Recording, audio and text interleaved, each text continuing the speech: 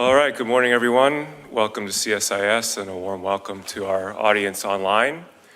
My name is Nick Cheney. I'm the Vice President of the Geopolitics and Foreign Policy Department here at CSIS. And on behalf of Dr. Victor Cha, who unfortunately couldn't join us today, it's my pleasure to welcome you to this event, marking the release of a report that's live on our homepage titled Navigating Disruption, Ally and Partner Responses to U.S. Foreign Policy. The report is a collection of 8 essays spanning the globe and looking at how the international community is responding to dramatic shifts in U.S. foreign policy under the second Trump administration. And while the responses are not necessarily uniform, there are some trend lines that we tried to identify, and the introduction to the report written by Dr. Cha outlines some of these. First, a concentration on interacting directly with President Trump for deal making and minimizing risk. We identified some contingency plans defined as countries sort of networking with each other and strengthening ties among them, but not necessarily coming up with joint strategies to engage the Trump administration. In other words, a lot of bilateral engagement with the United States and not yet formal groupings designed to engage the administration with unified messages. So interesting trend lines, but not clearly defined and certainly not uniform. And we're delighted that we were able to put together 2 great panels this morning, including most of the paper authors, so you get a chance to hear their perspectives on these issues. As you can see, there's a QR code. You can use that to ask questions, and our 2 moderators will get to as many as they can in both panels. We look forward to a very lively discussion.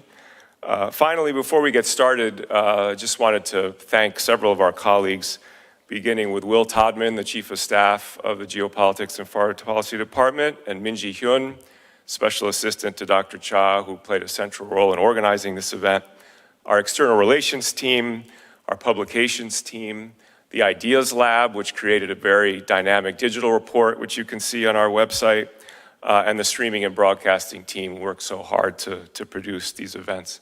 So thank you very much. Delighted you could be here. And let me turn it over to my colleague, Maria Snegovaya, to get us started. Thank you. Good morning, everyone. It's a big honor for me to be here today. My name is Maria Snegovaya, and I'm a senior fellow with Europe, Russia, and Eurasia program here at CSIS. We are very honored to have such a fantastic following here today. And today, the CSIS Geopolitics and Foreign Policy Department will be discussing how allies and partners around the world are responding to Donald Trump's administration policies. This event has been flagged, launches the CSIS compendium Navigating Disruption, Ally and Partner Responses to U.S. Foreign Policy. Of course, the second Trump's administration presents both familiar challenges, but also new opportunities and challenges for the U.S. allies and partners. Pragmatic shifts in U.S. foreign policy are unfolding amid major disruptions in the global order. Beyond, of course, the world is more destabilized than ever over the last several decades, including the wars in Ukraine and Gaza, U.S.-China great power competition, and increasing coordination among autocratic actors. There's also the problem of weaponization of trade and finance and intensified pressures on allies and partners. Against that backdrop, the America First policies announced by this administration challenged the view of allies and partners, casting them often as drains on U.S. power and shifting the custodial burden of alliance welfare onto the allies themselves. Accordingly, there are new challenges presented to our allies and partners that they're managing in these unraveling new realities against the increasingly transactional U.S. policies. And our esteemed panel today will be addressing these particular questions with a particular focus on Africa, the Middle East, Europe, and Russia. The next panel will discuss the same questions with a focus on the Indo-Pacific allies and partners. So let me introduce our esteemed panelist, Ogi Anabogu, Director and Senior Fellow of Africa Program, who is a foreign policy leader with 2 decades of practical experience shaping engagement and policy on Africa. Mona Ikubian, Director and Senior Advisor of Middle East Program, Director, and she has more than 30 years of experience working on the Middle East and North Africa with a focus on conflict analysis, governance, and stabilization challenges. Last but not least, Max Bergman, Director of Europe, Russia, and Eurasia Program and Stewart Center. And he has served in the US Department of State in a number of different positions, including as a member of the Secretary of State's Policy Planning Staff, focusing on political, military affairs, and non-proliferation, among multiple other positions. So our event will be structured as follows. First of all, the presenters will have an opportunity to make their own remarks on their own region's responses to the new US administration's policies over the last approximately 8 months. And subsequently, I will open the panel to Q&A. So without further ado, Ogi, why don't you begin by perhaps outlining the response of the African allies and partners to the new administration's policies? Thank you so much, Maria, for the kind introduction, and good morning, everyone. So I would just give a brief overview on the piece that I submitted for the compendium. I think over the last 10 months of the Trump administration, we've seen a direction of prioritizing economic and security partnerships with countries where they share similarities or where similarities align or interests align. In the case of Africa, we saw a very early push on the notion of commercial diplomacy. This is a strategy of prioritizing trade over aid. While the notion of commercial diplomacy isn't necessarily new when it comes to the US's approach to Africa, we've seen this in different administrations. With the commercial diplomacy focus this time around seems to have more of an appeal to the domestic audience too as well here in the US, prioritizing sort of the engagement of the private sector and deals that could be made.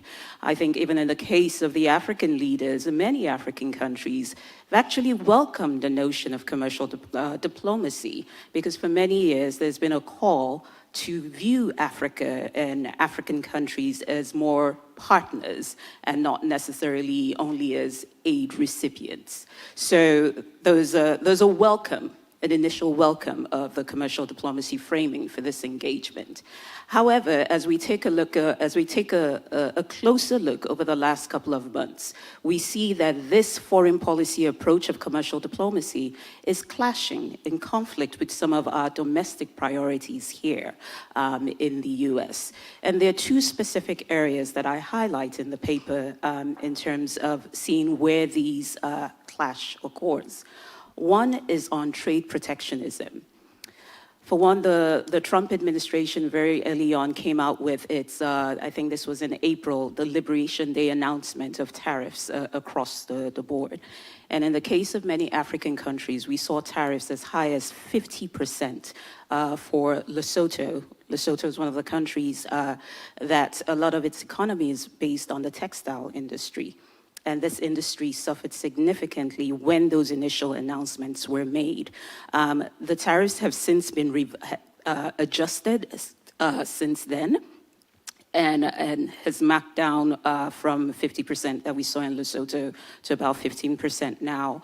And we see tariffs across the board in several African countries. Now, with that notion of the Liberation Day announcements and the tariffs, many countries in sub-Saharan Africa are also participate in the African Growth and Opportunity Act, AGOA. And for those of you who follow African issues, we know AGOA came into being in 2000. It's 25 years, and it expired in September, on September 30th. Now, the administration has mentioned that it would favor a one-year extension of AGOA, but discussions are still ongoing. Given the current situation in the government now, we are still seeing, we're hoping that there would be an extension, at least to give room to negotiate what an AGOA 2.0 could look like in terms of US-Africa trade relations, or what a post-AGOA relationship, US-Africa trade relationship could look like. So on one hand, when I talk about trade protectionism, the administration wants to push a trade not aid mantra, wants to push for more trade with African countries, but then you have tariffs and you have domestic policies that are clashing with what you are hoping to achieve on the foreign policy side. The second aspect of this is on immigration reform. Over the last couple of months, we've seen the administration put several bans on several countries across the globe, and African countries are a majority on that list. So for you to be able to trade and for you to be able to engage with countries, you need to also be able to build relationships with them. They have to be able to travel to engage with the administration. And now when you have these immigration policies in place, it clashes with your desire to push for more trade and more engagement with African countries.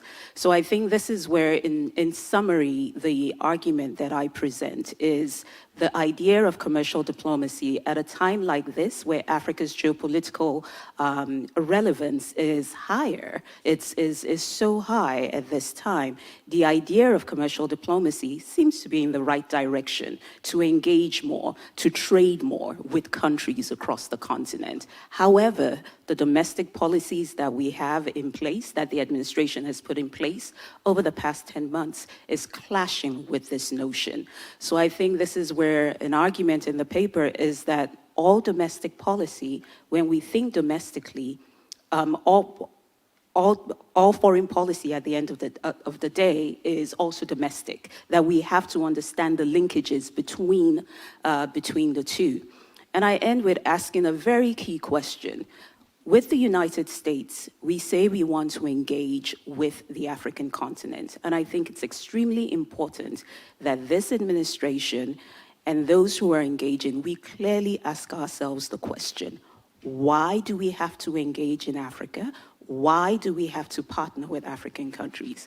And simply competition with China is not a good enough answer for why we have to engage in Africa. Thank you so much, Augie. Very important comment. Second person, of course, I would ask to present is Monia Kuban. Of course, Middle East is one area where there's no lack of news, so perhaps you could comment on what's going on. Indeed. Thank you, Maria, and good morning. It's a pleasure to be with all of you. Well, I don't think I could have timed this presentation on Trump foreign policy in the Middle East better. We are really at I think, potentially very important moment, potentially a breakthrough in Gaza with the Trump peace plan. We have today in Egypt, Hamas and Israeli negotiators working via the US, Qatar, and Egypt to see if they can bring this Trump 20-point plan to fruition. If successful, this would achieve something that has not been achievable in nearly 2 years. Of course, tomorrow marks the 2-year anniversary of the Hamas attack on Israel and the ensuing conflict that we have seen. I think this is the closest we've come to actually seeing potentially the release of all the hostages and hopefully a lasting ceasefire in Gaza. It's come about through this Trump 20-point plan, which is notable. That being said, I think there are still many, many challenges, so my optimism is still very cautious. We'll have to see what happens, but I think it is a notable development, and I think this sort of speaks to what I wrote about in the paper, which is contrary to what many of us might have thought, that a Trump administration might be more isolationist, less willing to dive into the many challenges of the Middle East, we've actually seen quite the opposite. We've seen the administration, I think, prioritize the Middle East, starting from the very beginning, even before Trump was inaugurated, with that first, or the second ceasefire, but the ceasefire that was negotiated in January, just before Trump's inauguration. He talked about a desire in his inaugural address to be a peacemaker. And so we've seen, I think, important movement in that direction. Interestingly enough, we also saw the Trump administration plunge into other very significant challenges in the region, Iran, of course, being at the top of the list. This is following the interstate conflict between Israel and Iran that took place in June. The Israelis decided that the Iranians were moving too far along in their nuclear program, undertook preemptive strikes in Iran, and the US eventually joined into those strikes. Another key, I think, benchmark. This is something that Prime Minister Netanyahu had been seeking really across many administrations. The fact that the Trump administration opted to undertake military strikes in Iran, also very significant. We'll see where that goes. I'll talk about that in just a moment. And then lastly, Syria.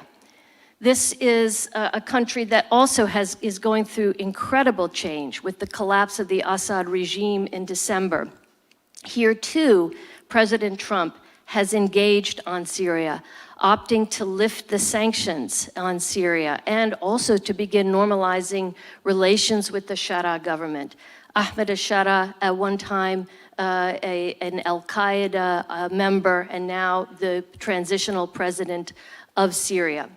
And so I think what we're seeing is a very interesting evolution of Trump policy. The question I guess I would ask or offer is, all three of these conflicts, Gaza, Iran, the end of conflict in Syria, all three of these are at an incredibly important crossroads. And the Trump administration, I think, has important leverage and influence to shape each one. In Gaza, if they are successful in this effort to achieve a ceasefire, that could really dramatically shift the dynamics on the ground and begin to move that conflict toward stabilization.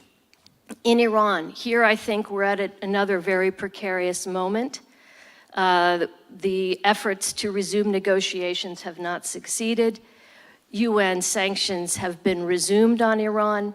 Iran has now recently announced it will no longer cooperate with the IAEA.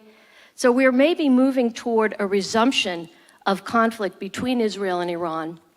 And here again, I think the question will be, what role does the United States play?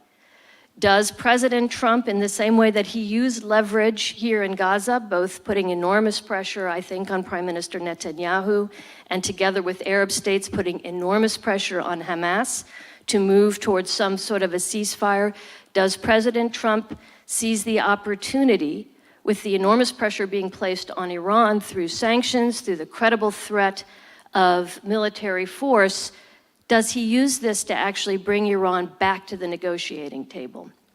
I think if he's successful in that regard, that too would be an incredibly important movement toward bringing the region toward kind of a more stable and ideally prosperous path. And lastly, in Syria. Syria is, I think, another challenge that probably doesn't get enough attention. It is a country that is in the throes of a very, very fragile transition.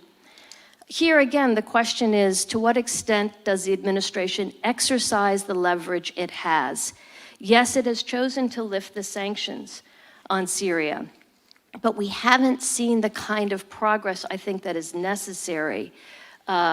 Progress in terms of more inclusive governance in Syria, which I think is essential for that country to stabilize. Does the Trump administration remain engaged through its envoy, Tom Barak, to push Syria toward having more inclusive governance, towards stabilizing the country in the ways I think that are critical. I will just conclude by noting there were indirect parliamentary elections in Syria yesterday. You know, by all accounts, of course, having any election following the collapse of Assad is important.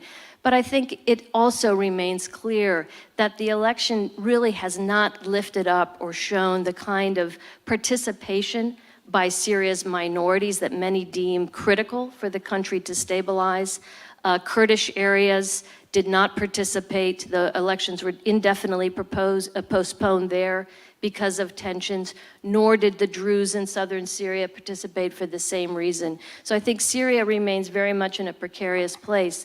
But at the end of the day, I think the Trump administration, having plunged headlong into these three critical areas, Gaza, Iran, Syria, holds the potential to be sort of that indispensable player to try and move all three of these key challenges onto the right path. Thank you very much, Mona. Seems like a lot of developments, but a lot of things seems to have to fall in place. And of course, another region where there was no lack of news over the last several months, Europe. Max, would you please provide some comment on what the key developments to perhaps pay attention to? Sure. Well, thanks, Maria, and thanks to all those who helped put this together.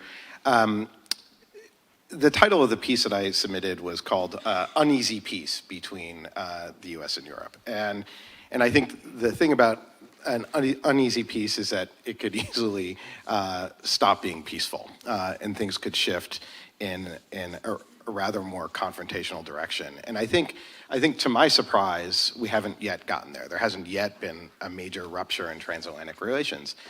And I think when you sort of go back to the beginning of this administration, it's sort of worth asking, what does this administration want in transatlantic relations?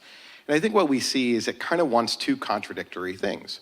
On the one hand, there's been a huge effort to, quote unquote, burden shift, to shift the burden of maintaining European security to Europeans.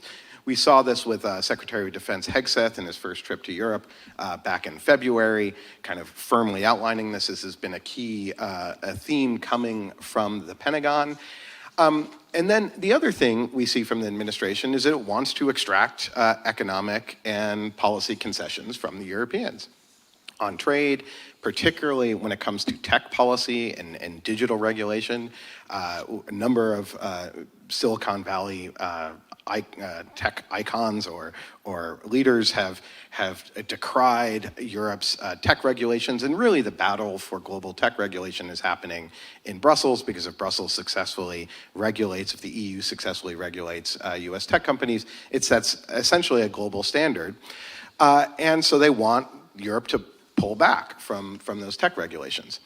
Now, there's a great quote that I quote often from John F. Kennedy that says, is the Grand Alliance really going to founder on chicken? And the basic point there was, of course it's not. That the idea that US-European trade and economic and other policy disputes would upset the security relationship between the US and Europe is sort of unthinkable. But now I think it's quite thinkable. And what the Trump administration has done is they want two contradictory things. They want to not provide essentially the protection for Europe, but they want Europe to make the concessions as if it was still providing that security. And a protection racket is only good if the person is providing the protection. And so what we're seeing here, I think, is in the spring, there was a lot of chatter. There was a lot of sense that this was about to combust. You had the Munich Security Conference speech from J.D. Vance that was quite sort of really roiled Europe.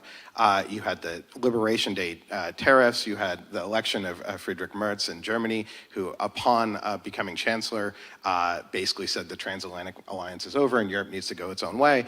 And then you had this pause in the 90-day tariffs. And I think to understand what's happened is that 90-day pause has been really critical in sort of de-escalating what looked like a burgeoning conflict. Now, the EU was all prepared for trade war.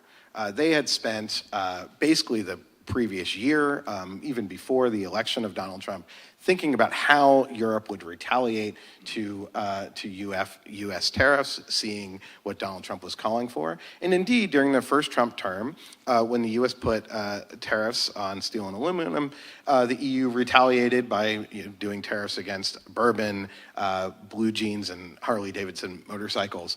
And because the EU is its own independent actor when it comes to trade and economic policy. As the EU says, it has its competencies, and the EU is the same size, the European economy, the EU's economy is the same size as the United States and China, roughly. So the EU could cause a ton of economic damage back to the United States, and they were prepared to hit back and engage in a trade war. But then what you didn't have in the first Trump term, there was no real concern that doing those tariffs would lead to the U.S. walking away from the NATO alliance. But in the second Trump term, that has indeed been a concern. And you also had the Oval Office meeting with President Zelensky in February, leading to a real concern that the U.S. would turn off all the weapons deliveries that are going down, are declining, because these are all the weapons being delivered is essentially money spent from the Biden administration, but still are really important to Ukraine's security.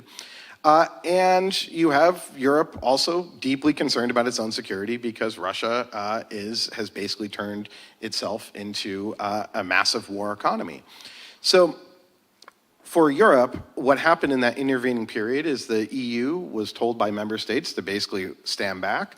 A deal was done over tariffs, where the EU essentially swallowed and accepted 15% tariffs. Now, on the one hand, this deal, I think, looks comparatively quite beneficial to Europe compared to other countries and regions. On the other hand, after sort of getting their public and politicians geared up for a fight in the spring, this deal was met with massive recrimination inside of Europe, with Ursula von der Leyen, the president of the European Commission, being attacked by sort of all sides in Europe, by the far right and Marine Le Pen of France and Viktor Orban decrying the deal, as well as the left, as well as the center. And this was seen as a great humiliation because the EU could have hit back against the United States, and for the EU to accept essentially a non-WTO compliant deal and for it to not have reciprocity was a big pill to swallow. Now, why did they swallow it? Well, in part because at the NATO summit, the Europeans all agreed to spend, or almost all, agreed to spend 3.5% or 5% on defense. Now, is this real? And I think the answer is it's mostly real, in part, but why did Europe do this? And not just to appease Donald Trump and meet his demands and keep the United States in, but because the Europeans did not view the United States as reliable. And so Europe needed to spend on defense no matter what. And we've seen European defense spending skyrocket to the point where if the spending level is they even come close to it, Europe's defense spending, while not quite on par with the United States, will be in the same universe as US defense spending in total. Additionally, what we've also seen is the Europeans ramping up their defense industrial production, as well as the Ukrainians ramping up their defense industrial production to basically prepare for the US not providing military aid, which is not that far away. So essentially, I think what you see from the Europeans is a strategy to buy time on the security side, to mitigate the damage on the economic side, so they agree to a deal. And what we also see, a third sort of plank, is to engage with the rest of the world. The European trade is roughly, I think, 20% to the United States, but 80% to the rest of the world. So we've seen the EU complete trade deals with Mercosur, with Mexico. They're looking to get a trade deal over the line with Indonesia and India. So oftentimes here in the United States, we say, oh, the global trading order is over, we're in a new era, and perhaps, but the Europeans are desperate to maintain the old trading order, and I think what they're finding is a lot of other countries are calling. There's a huge effort to also engage the countries of the Trans-Pacific Partnership Trade Agreement, and for the EU to maybe not to join, it's hard for the EU to join existing trade agreements, but to basically have bilateral deals with all the countries that are participants. So I think we see an actual strategy from the EU to invest in themselves, invest in strategic autonomy, which is a term that is no longer deemed as just a French term, but as one that is sort of embraced now by all the Europeans. I was at an event last week in a Northeast European country that borders Russia, and a senior Eastern European leader said, well, everyone used to come to us and apologize for not listening to us on Russia. And he said, I apologize to all my French colleagues for not listening to you about the United States. And so what we see is Europe actually pursuing its own independent path, trying to engage the world. Now the question is, does this explode? Does this lead to a rupture in transatlantic relations? Or do we have sort of a gradual shift in a change in this new era? And I think there's a good reason to think that a lot of the groveling that European leaders have done to President Trump and the kind of respect that was paid. Trump likes visiting. If you have a king and queen in Europe, you're in a good place. And all of that has led to sort of the president sort of President Trump stabilizing relations that could go off the boil, or could boil up and overflow. But I think there's some reason to look at some turmoil ahead, and maybe just to close here. Well, the first is on the digital and tech side, that the EU has not quite implemented its digital regulations. It's been rather meek about doing so, but it's pretty clear that a lot of the US tech companies, particularly on the social media side, are probably not that compliant with EU regulations. So the potential for the EU to regulate more harshly is there, but also these tech companies have not gotten what they wanted. They've wanted the US to use all its leverage to effectively put pressure on Europe to climb down.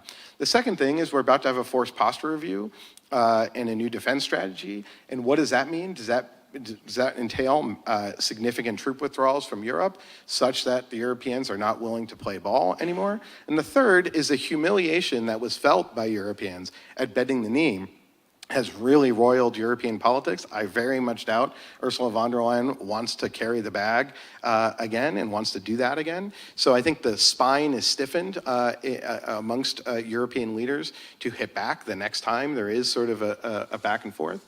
So I see a lot of potential turmoil ahead, but thus far, if you had told me that we'd be here in October and the NATO alliance is still okay, US aid to Ukraine is still continuing, I would have taken it. But Maria, maybe I'll ask you as the Russia hand on the panel, how do you see the Ukraine-Russia efforts from the president, and where do you think that is headed? Yeah, thank you, Max, and thank you so much for your really excellent description of the challenges Europe's facing over in recent months. On Russian side, obviously, the Russia problem is partly a continuation of the tensions or development in the relationship between Europe and the United States. But in addition, Russia seems to be very important for this administration, given the escalating tensions with China and the effort and the focus on Russia since the start of Donald Trump's second presidency, partly had in mind an effort to somehow drag Russia back into the collaboration with the West. Unfortunately, and somewhat predictably, that effort has not been very successful. We have seen US President come to power at this very strong agenda of trying to push forward a negotiated settlement in Ukraine. In fact, the effort to achieve that, to engage the Russia side, has started even before inauguration. However, unfortunately, even to date, unlike the progress in the Middle East that Mona has flagged, we see very limited positive developments in that area. You can sum up, and I'll try to be concise here, all the developments, and there were plenty of them, that took place over the last 8-9 months in the US-Russia relationship, more or less through the same cycle. White House envoy goes to Russia or somehow engages with Russia, gets some positive signals. The US administration gets excited, tries to negotiate, push forward some sort of in-person meeting or maybe a phone call with Russian President Vladimir Putin. Putin consistently underdevelops and does not really delivers to the extent that this administration expects him. These types of cycles, we've seen at least 3 or 4 of them over the last 8-9 months.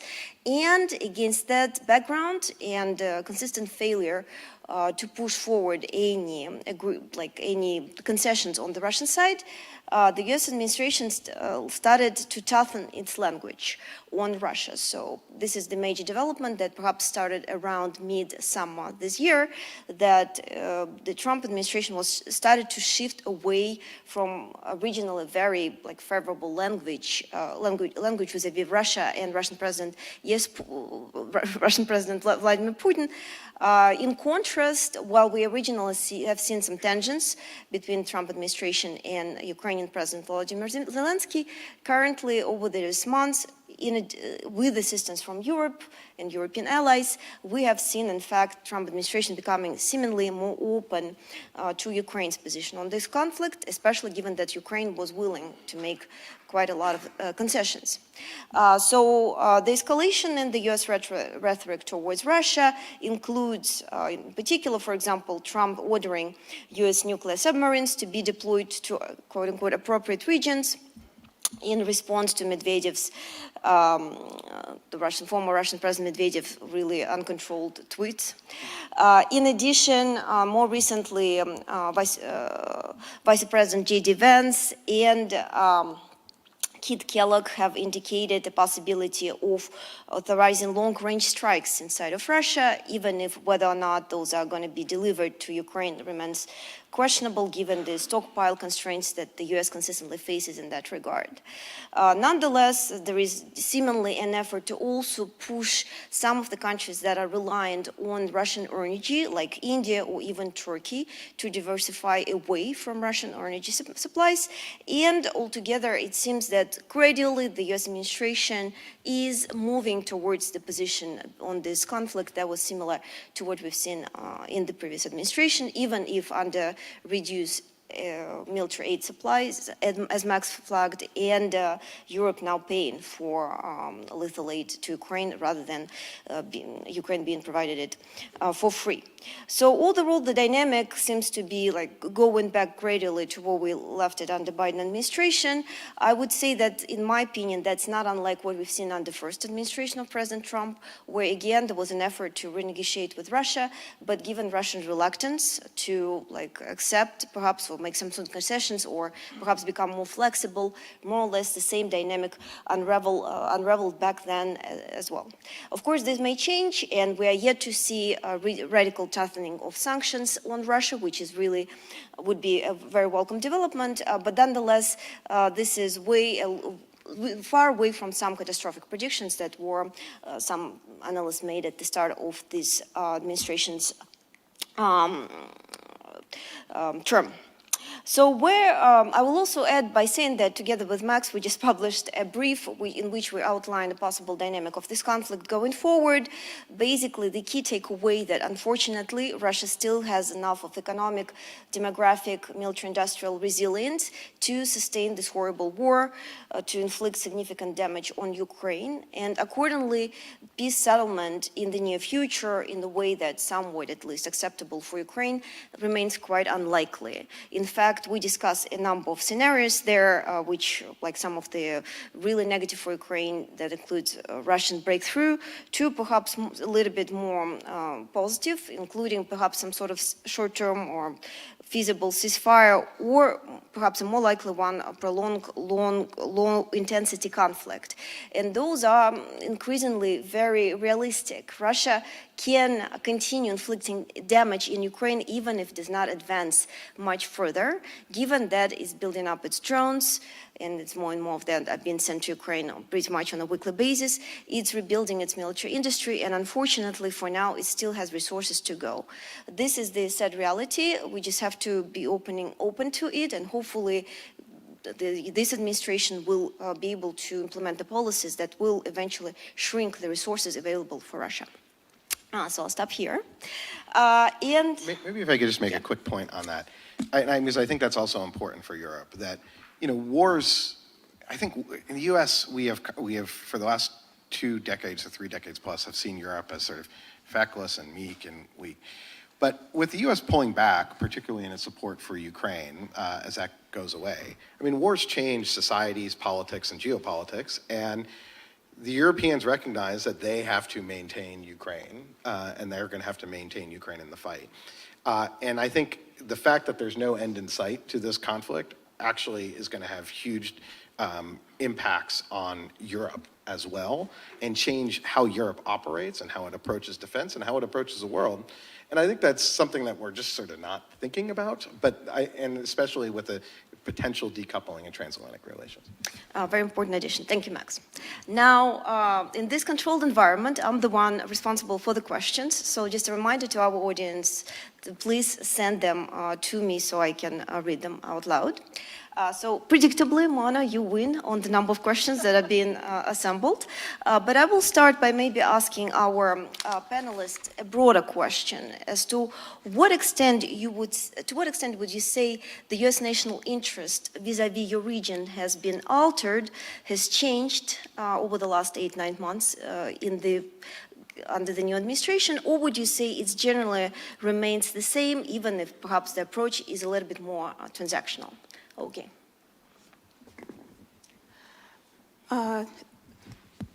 So I think to that question, to what extent, I'd mentioned very early on in this administration, we saw the approach on commercial diplomacy. And I think as Mona mentioned in the Middle East, where we've seen more engagement, we've actually seen a lot more engagement from the Trump administration on the African continent. Very early on in launching this commercial diplomacy strategy, which they did in Côte d'Ivoire, during a summit in Côte d'Ivoire, in some of the peace deals that they're trying to broker between the DRC and Rwanda. So there's been a lot of engagement, a lot of discussion. Now, to the point that I make in my paper about how some of these domestic policies are clashing with the foreign policy intent in wanting to trade more with Africa, it's creating a clash in the narrative. So it's one thing to say you want to work more with the continent, and I think I actually want to step back a little bit too as well, because sometimes when we say US-Africa relations, we can be a little simplistic when we say US-Africa. Africa is a continent with 54 different countries, and of all these different countries, there are different priorities that these countries have as well. So I think it's important for us to step back when we have this conversation and when we frame the discussion on US-Africa relations.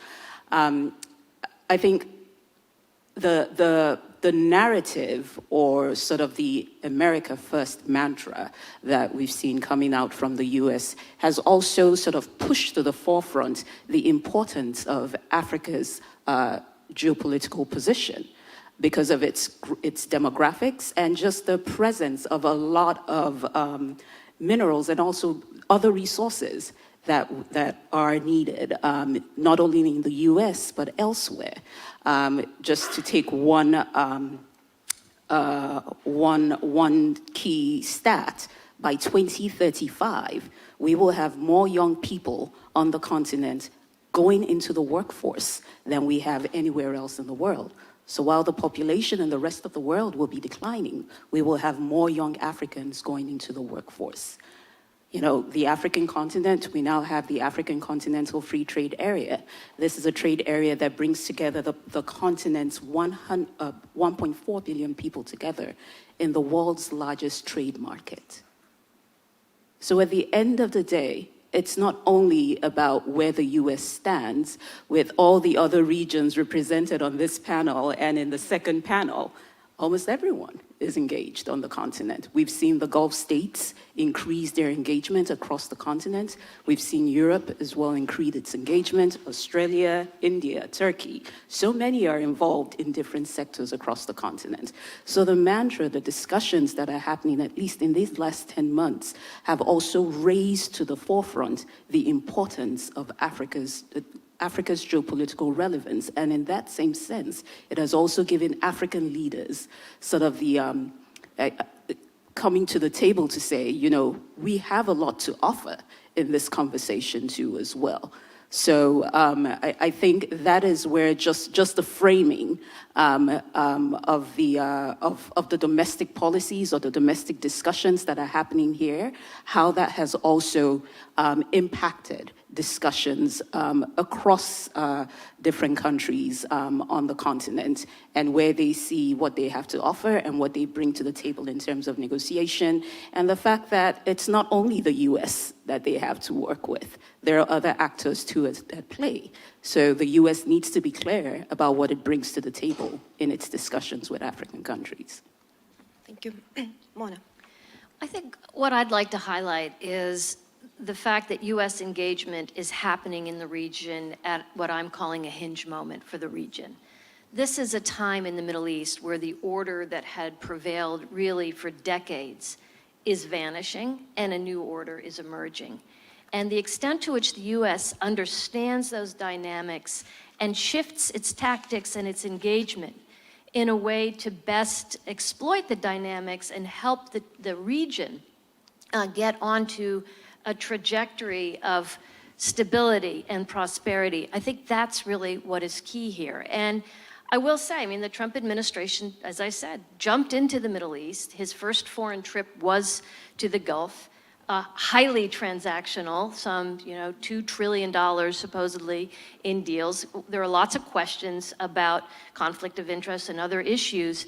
But that being said, I do think the administration does have this almost innate understanding, Trump himself, of leverage. And so I think back to Gaza, that's what we've seen happen in Gaza in terms of Trump sensing and seeing the need to exert more pressure on Netanyahu. By the way, this is a real departure from what we had seen in previous months. In my paper, I note largely an acquiescence to the Netanyahu government's policies on Gaza, on restricting humanitarian aid, et cetera. We've seen a distinct shift in the past few weeks, and I think that's what accounts for this opening that we're watching play out before us on the ground. At the same time, again, I think the question really is what is the administration's longer-term objectives here? To what extent, on the question of Iran, for example, does the administration risk getting pulled into an open-ended conflict with Iran? We are in a hiatus. We are in a pause right now. But in my view, it is only a pause. I think it is more likely than not that we will see the resumption of conflict between Israel and Iran, and that will immediately raise the question of whether or not the United States gets pulled into that conflict. In my view, I think this is where the Trump administration may be more sensitive to its MAGA base, which has really expressed deep opposition to U.S. military entanglements in the Middle East. By the way, it's not just its MAGA base. I think this is a deeply felt sentiment in the United States.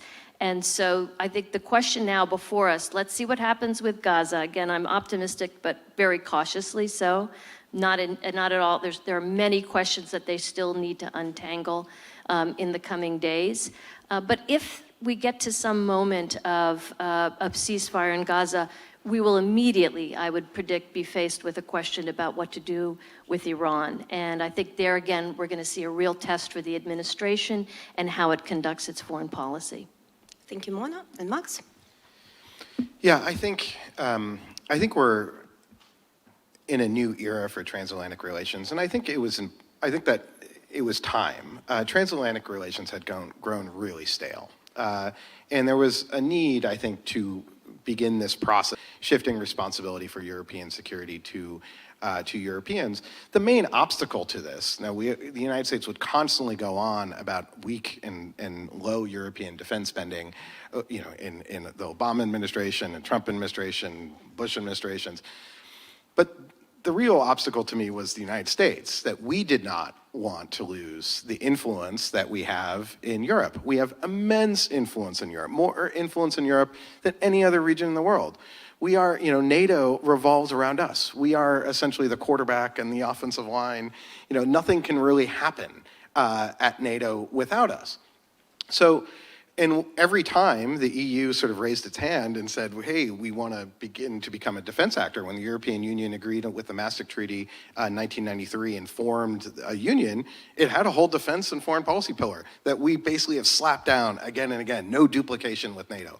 Why? Because we did not want strategic autonomy. We did not want the Europeans to be, in any sense, decoupled from us when it came to security questions. We wanted to maintain that role.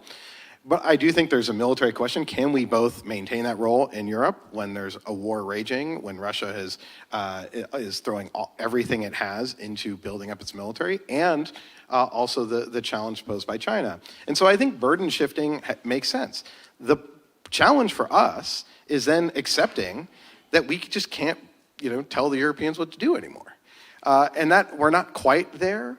But when you pull back, it means that Europe is going to pursue its own policy. So when it comes to, hey, ASML, we want you to restrict your sales into China, do they say, does Europe follow? Europe has tended to follow the United States when it has come to US foreign policy priorities, and that just may not be the case. What I would say is that it doesn't mean the end of transatlantic relations. When you think about the challenge posed by China, if the US and Europe work together, well, the two economies together are almost double the size of China.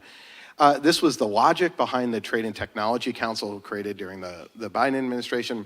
It never really got off the ground because, frankly, for the US and EU to work together on all these economic and trade issues and to align policies is just very difficult.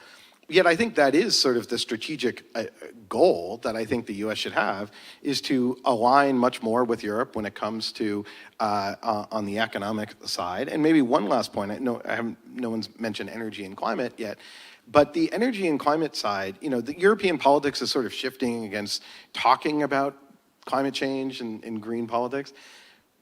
But its policies are really pushing ahead on the green transition. Even a country like Hungary, I think this summer, 40% of their electricity came from solar.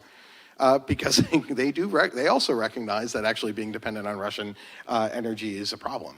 And so what we're seeing is the rhetoric shift in Europe, but actually the policies are full on looking at trying to reduce their dependency on US LNG, on foreign sources of energy. And that will mean that I think Europe and China are really looking at competing when it comes to the broader energy transition. I mean, I think China is right now very far ahead, but Europe has a lot of companies investing a lot of money in this, and I think that's going to be a key source where Europe is going to really outpace us, and that I think will have long-term implications for transatlantic relations. Thank you very much, Max. Mona, I'm going to merge together two questions received for you. Perhaps they're kind of long, but if you might address them in 2 minutes, that would be much appreciated. What I'm watching in terms of the administration's plan for how they guarantee next steps in Gaza, and what can regional Middle Eastern players do themselves in relations addressing Syria, Iran, and Gaza? I realize it's probably not a quick question to answer. So on Gaza, I think what we are seeing is, again, it's the exercise of leverage and pressure, and here both on Israel and on Hamas. What's different this time is that the U.S. is, I think, exercising far more leverage on Prime Minister Netanyahu to come to the table and to make compromises, and the Arab countries, Qatar, Saudi Arabia, Egypt, Jordan, they are exercising enormous pressure on Hamas to do the same. And so, I mean, there are no guarantees. I think we have to, this is really going to be a phased process. What's before us right now is going to be, again, the release of all of the hostages. This is new. Hamas in the past has not agreed to do this. But then the Israelis are also going to have to agree with respect to withdrawal and how far back do they go, et cetera. The devil is always in the details, but I think for the U.S., the key is really going to be maintaining this sort of strong diplomatic engagement, understanding where the leverage points are, and exercising that leverage, and also working with the Arab states who also see this opportunity and are moving forward in the same direction. In terms of the other question, which was about sort of what role can the Arab states play? The other actors in the Middle East. Yeah, and I think I'm really grateful for that question, because I have not really addressed the region as well as I probably should have in this. And here again, back to this idea of a hinge moment. I think what's critical, there's also staleness in the way the U.S. is engaged. I like that term, Max, the Middle East. And what we're seeing is enormous dynamism in the region and far greater agency by key stakeholders to really seek to shape the contours of this new Middle East. We're seeing it with Israel and its use of military force, and it's had some pretty extraordinary victories in a sense in the region, but we're also seeing it with the Arab states and the Gulf in particular.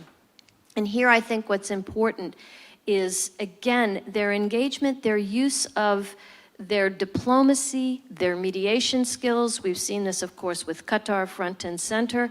And in Syria, I'll conclude with this, which again, Syria is a linchpin of the Middle East.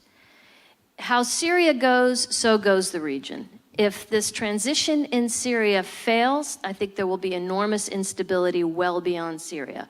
If it succeeds, it could really put the region on a really important trajectory of stability and prosperity. We are seeing the Gulf states step up and fill the vacuum that frankly is being left by the United States because of the dismantling of USAID, because of the deep cuts in foreign aid.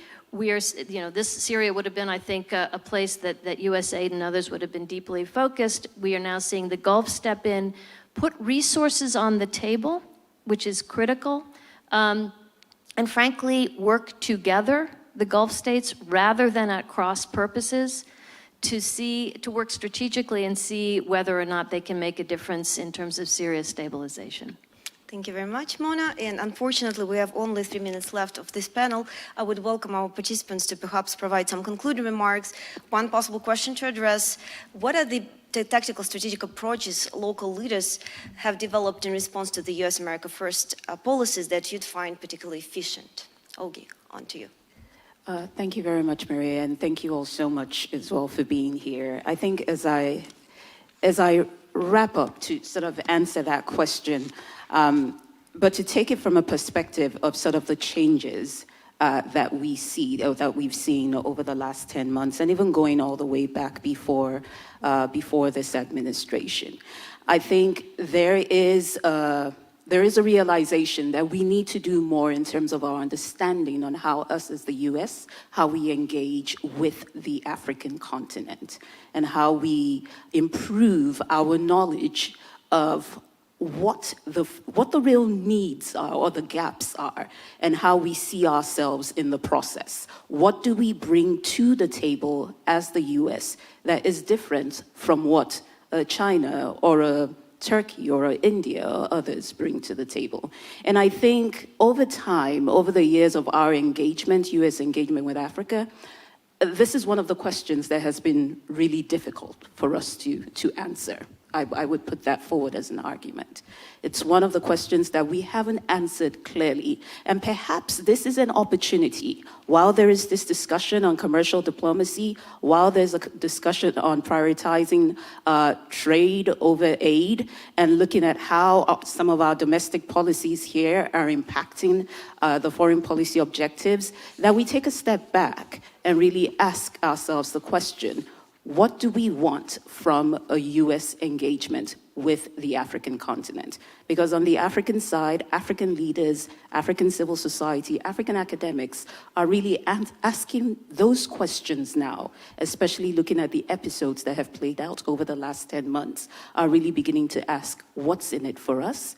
And if we want to build a mutually beneficial relationship, a mutually beneficial partnership, I think on the US side, we really have to ask that critical question now, and there's an opportunity to do it.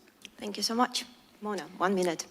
So I think the region is at a hinge moment, and that hinge moment is also a crossroads with one path leading to peace, prosperity, stability, which would benefit the Americans, which would provide more markets for US investment, the other path toward deepened conflict and chaos.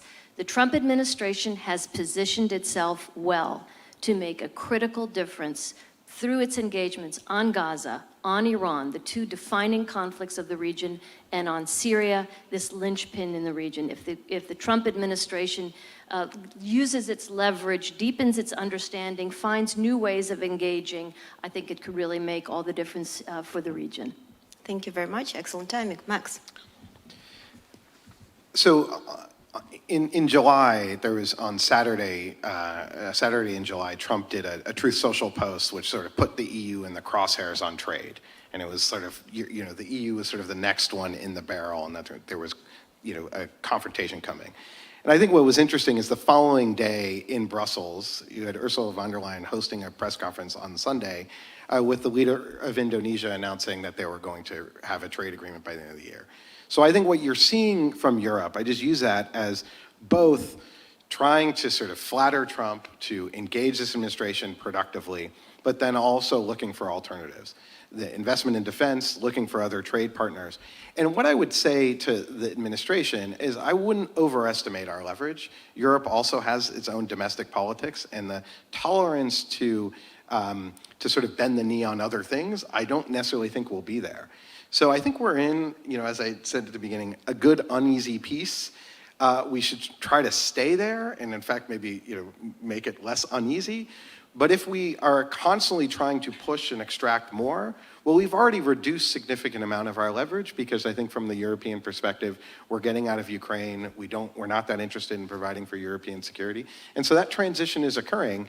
And if we push Europe too hard, I think that the blowback could be bad, not just for transatlantic relations, but for the United States. Thank you so much, Max. Thank you so much, our esteemed panelists. Clearly a lot to follow, and please do follow us on Geopolitics with CSIS. In the meantime, I'm happy to leave the floor for the next panel. We'll discuss these issues with respect to Indo-Pacific allies and partners. Thank you.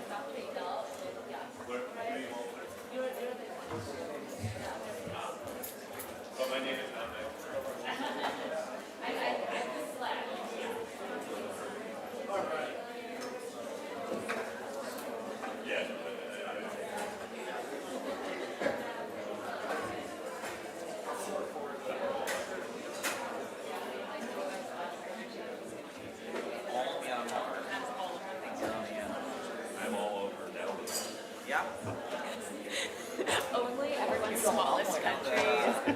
UNDP says Fiji is going to be, what, the third most forested?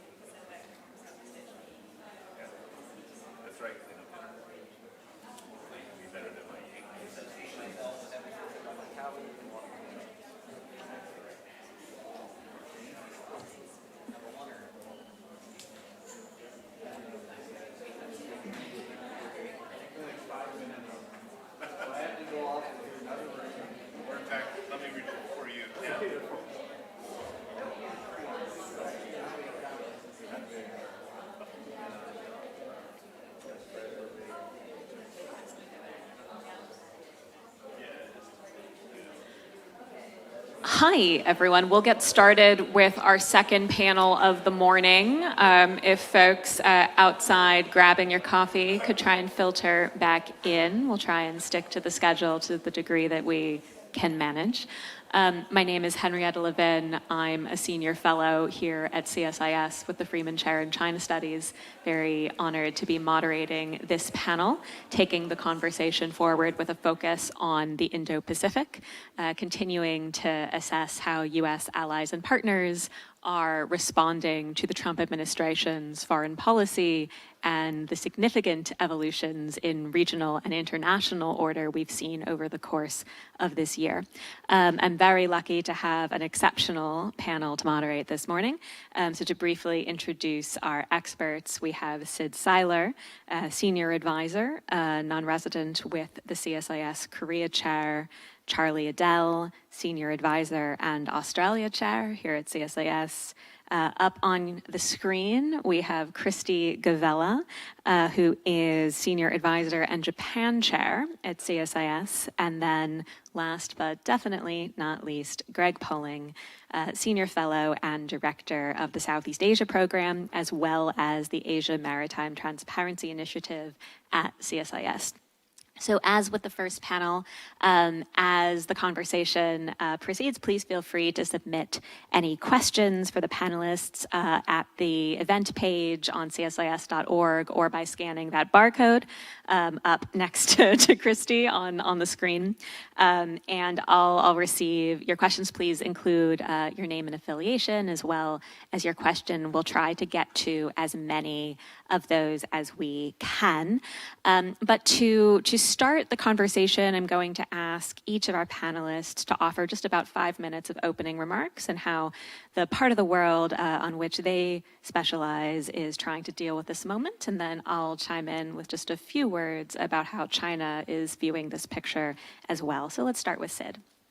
Well, thank you for this opportunity. Thank you to Victor for having me back him up. I'm both intimidated and honored to be able to present on his behalf. I think I should open by saying, you all should read the paper that Victor has written. I will try to foot stomp some of the key points and maybe expand or elaborate on them.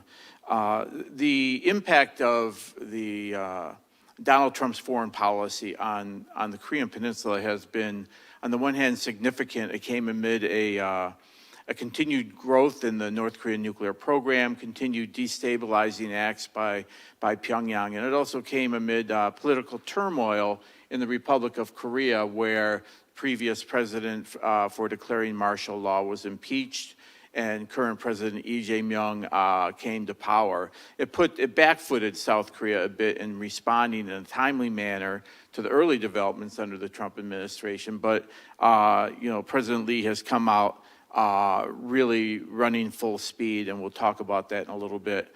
Also, I had the experience of being in Korea on the front lines for Trump Term 1. That included watching in real time, not in the middle of the night, the election results, how the president responded to the North Korea threat during the Missile-a-Month madness of 2017 and onward, how he handled the diplomacy in 2018, and how he handled the alliance. So, coupled with the fact that we have a 70-year-old alliance that, with 28,500 troops on the ground, security commitment, extended deterrence commitment, and very elaborate interactions on the mill-to-mill, diplomatic side, we have a pretty well institutionalized relationship between the United States and the Republic of Korea, and one that has survived turmoil and tests in the past. And frankly, in spite of some uncertainties and questions in the security and even in the economic realm in terms of the amount of money South Korea pays us for the stationing of troops there, we survived Term 1. And we came out pretty healthy. The support for the alliance, the support for the relationship, the support for U.S. troops on the peninsula among the people of South Korea was unaffected by any perceived turmoil or slights or disagreements in the relationship during those years.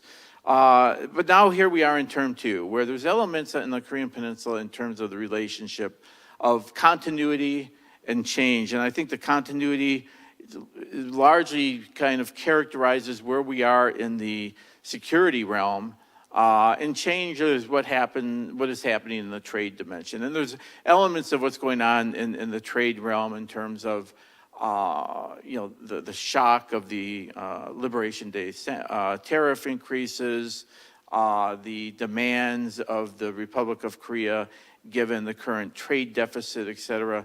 It has been shocking, but it's been one, like I mentioned earlier, that the President Lee team came in, ready to engage, ready to talk, ready to negotiate, and in a way that negotiation is still ongoing. There were some agreements that walked back the Liberation Day tariffs that were, in the 25% realm, but no deal is sealed yet. The process continues. We've got a summit coming up, but there's every reason to believe that the two sides, see value in the relationship. We have a bilateral trade in goods and services between the two countries of $239 billion. The U.S. is South Korea's second largest export partner. Well, South Korea is the United States' sixth largest trade partner.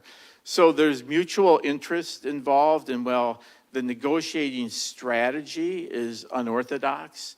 And there's a lot of showmanship. There can be bluffing involved. One gets a sense that the two teams are sitting down, realistically working through these issues, and hope that by the upcoming visit of President Trump to the peninsula at the end of this month for the APEC summit, and also meetings planned with probably President Xi and President Lee, that further progress can be made. On the defense side, we all know the struggles that ensued during term 1 about how much is a fair amount of money to be paid for defense.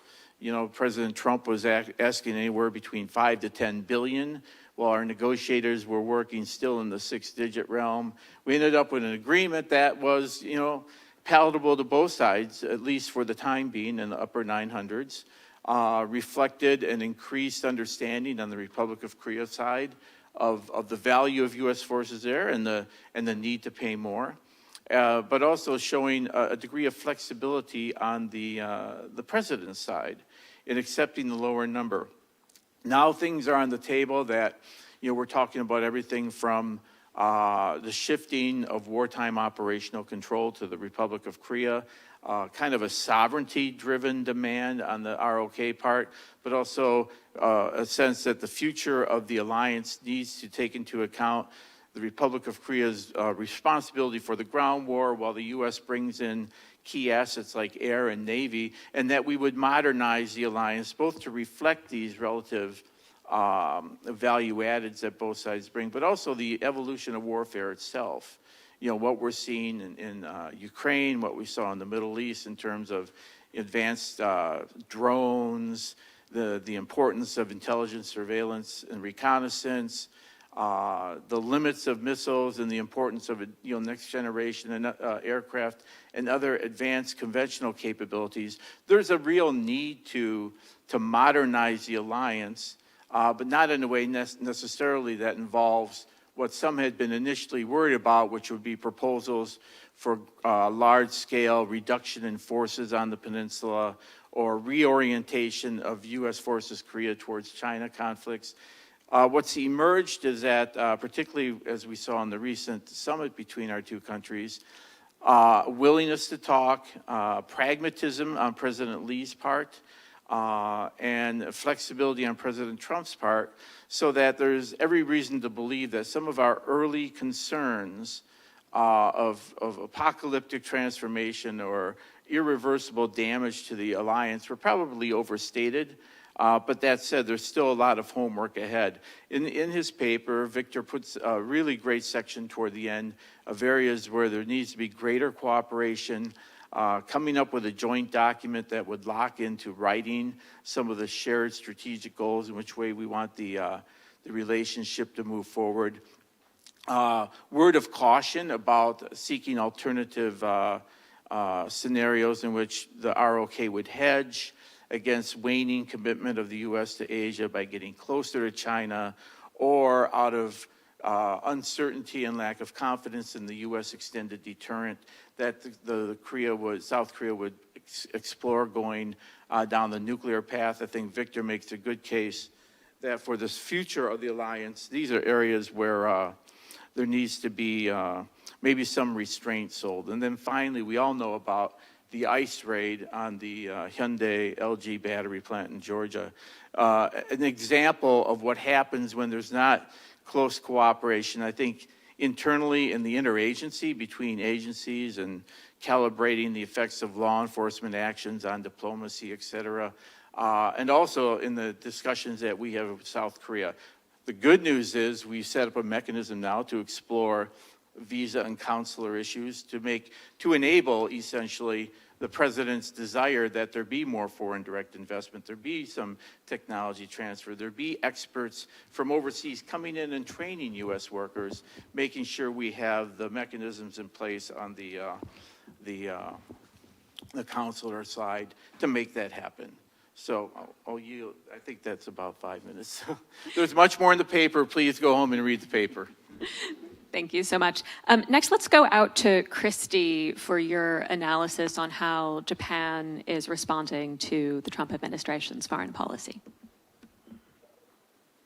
Hello, everyone. So if we think about Japan, it's been a wild ride. U.S.-Japan relations got off to a positive start with the February summit between President Trump and Prime Minister Ishiba. But the subsequent months have really been full of challenges as the contours of the Trump administration's policy has become clearer. So for Japan, the U.S. is the key military ally and a major economic partner. So a strong, stable relationship with the U.S. is absolutely crucial for Tokyo.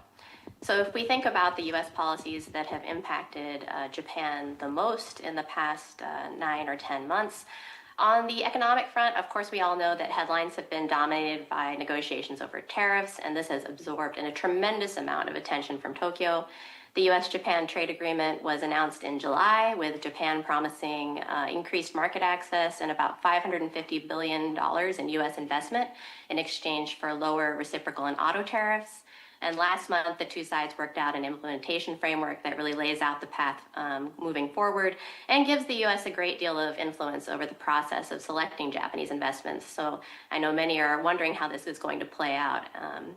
On the security front, there's actually been relative stability in the official statements coming out of Washington so far on the importance of the U.S.-Japan alliance and continuity in plans to modernize command and control structure and improve coordination.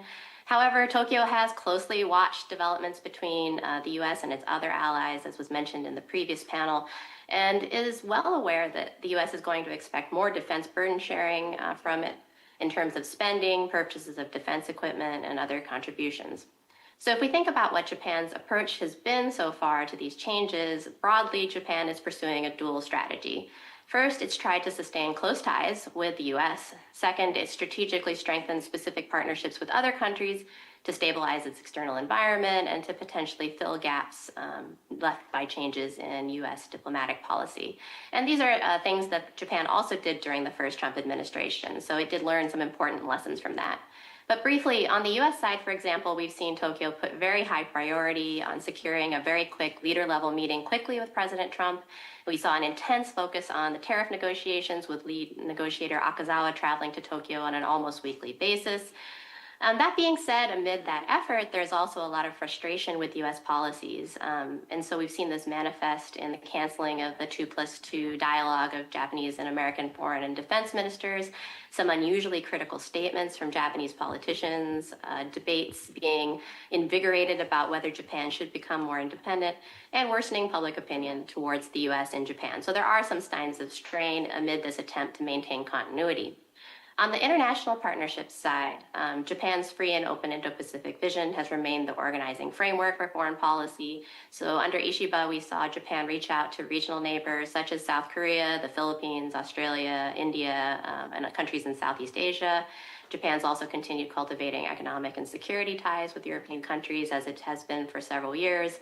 And it's also tried to keep engaging with the Global South on aid and trade. Notably, we haven't seen Japan seek a fundamentally closer relationship with China.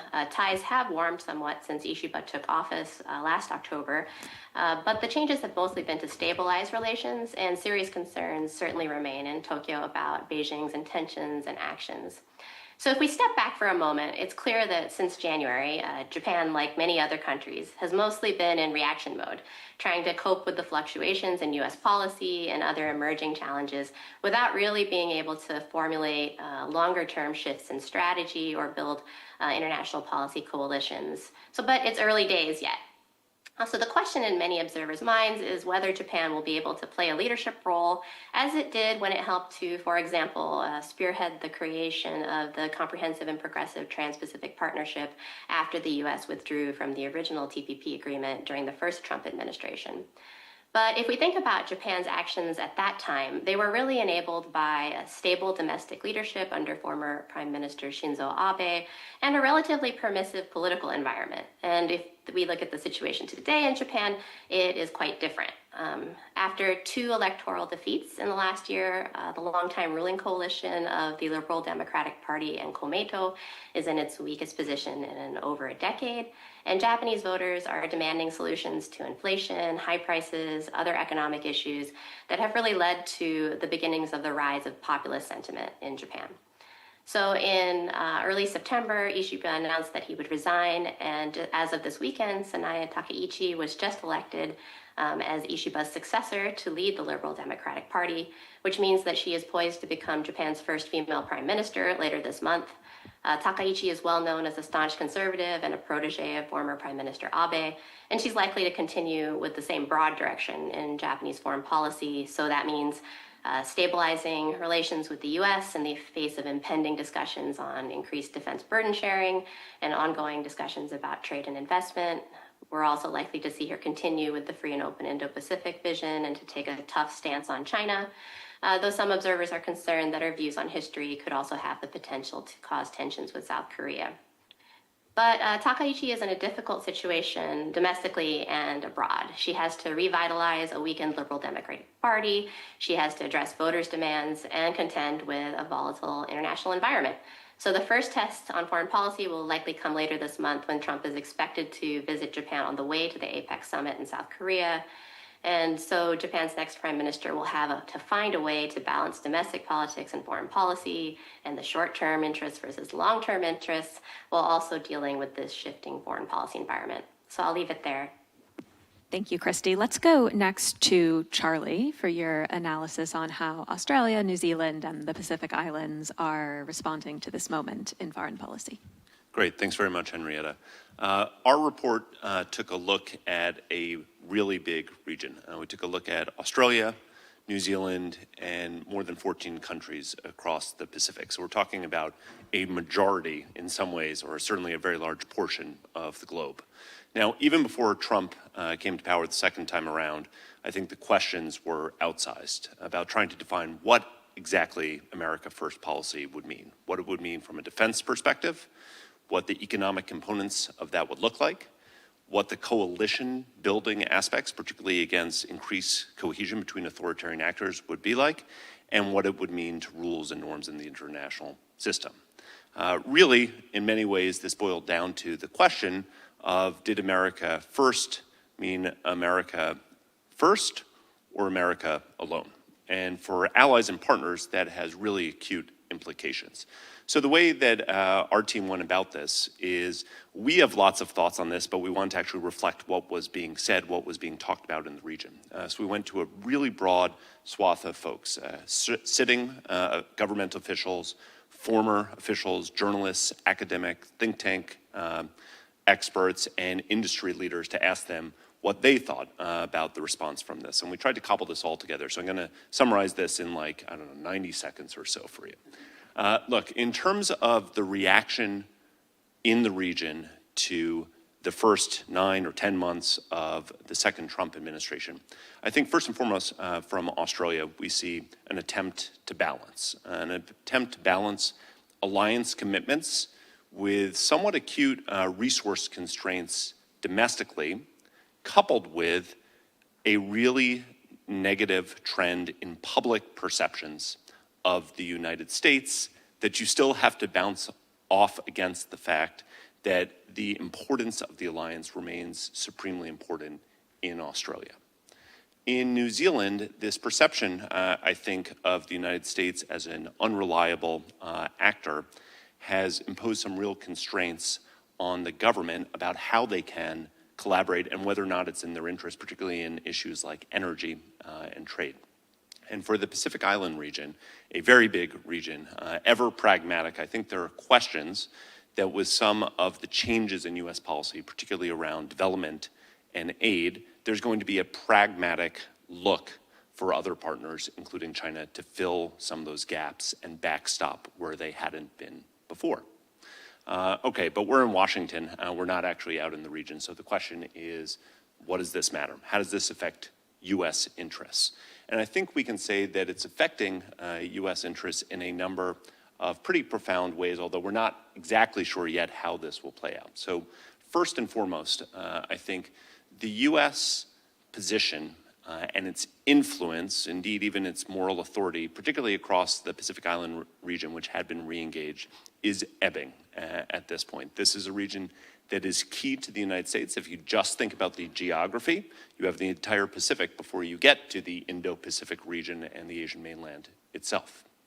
A second note here, I think, is that beyond a diminution of the U.S. influence, negative trends in public perceptions of the United States over the last 9 to 10 months, which you can see across all of the different areas that we were looking at, to a certain degree, caps what policymakers are allowed to do, right? With public opinion, you can do everything. Without it, you can do nothing, said Abraham Lincoln. That's true for the domestic political leaders in all of these nations.